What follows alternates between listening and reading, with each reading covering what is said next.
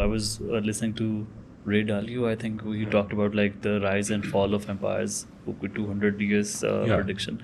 And I think one of the things that I understood was that once people in that particular empire, they become prosperous, they stop investing their time and energy into manufacturing, and that somehow gives an advantage to the rising power as well. Yeah. I mean, in this case, it's definitely that. And I think it's also in terms of like how, the US saw the world moving forward. And, hindsight is now 2020. But at that time, let's say if you looked at things in 1990, the Soviet Union collapsed. You had all these new states. You had China opening up to the world and embracing capitalism. So if anyone were to look forward from 1990 at that point in time, there would be a reasonable assumption to think that the whole world will move towards a capitalist order where everyone understands that we can all cooperate so that everyone benefits. But as you've moved forward, we've discovered that, nations don't just automatically give up on their history. They don't give up on their ambition. If you look at Turkey still remembers that it was an empire. Turkey is not, happy just to be a nice place which has the Bosphorus and people come for tourism.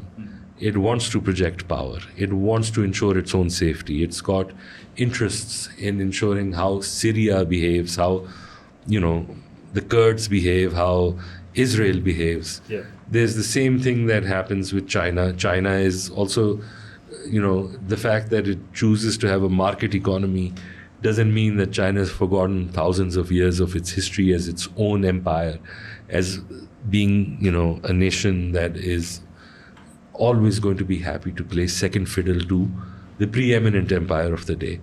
And so in the case of the US now, I think partly it's just played the role of being a benign empire in some ways. It wasn't that overt in how it extended its control. It would extend some control, but it also made an effort to extend benefits over time. Where it saw that it needed more overt control, then it would do things like, ensuring coups happened. They, helped foster discontent in countries, created problems. But right now, for example, they're very clear that they need to make sure that one is that they clean up their own neighborhood, that, Russia doesn't have access to Cuba or China doesn't have access to Cuba, that the efforts that were being made by China in South America were also being controlled. Then also in the past 20, 25 years,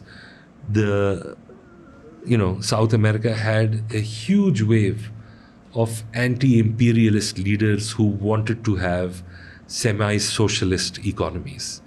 And they had that ability through a lot of natural resources in terms of oil and other things that they could, manage to do whatever they want, and then they didn't fall within the umbrella of the US explicitly. So for them, I think it's just one move of ensuring that in terms of they would like to remain a country which projects its power, but they want to make sure that the first thing they do is ensure that they can control their own neighborhood, which is why you're seeing, the activities that they're doing, and they're now explicitly talking about it. They're talking about in a sense, in America that was more isolationist before World War II, where, America was a continent on its own. It's a massive country. It doesn't need to engage with the world. And now it's much more interested in making sure that it's not there to solve longer problems. It's asking people to do their own thing. It's viewing its own interests differently. And viewing its own interests differently in a way that's creating a lot of uncertainty around the world, because it's pulling, its umbrella of protection from a lot of areas that was once thought to be settled, that, we are going to operate in this way, and this is the role that the US has and other countries have. And once that vacuum exists, nobody knows how the regional powers, how the middle powers, or how the emerging powers are going to take the place in work that's being done over there. Right. So I personally think that it's just re-look at how it wants to do business and what it sees the future as. Right.